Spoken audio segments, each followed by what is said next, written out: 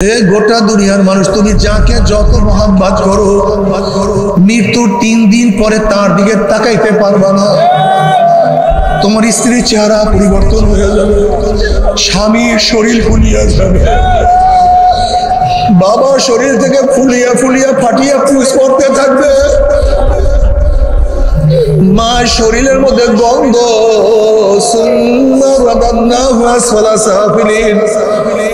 যে শরীর পচিয়া যাবে, ক্ষয় হয়ে যাবে, লয় হয়ে যাবে, সেই শরীরের জন্য কত ত্যাগ করছো, কত সাধনা করছো, কিন্তু যেই রুহুর কোনো ক্ষয় নাই, লয় নাই, ধ্বংস নাই,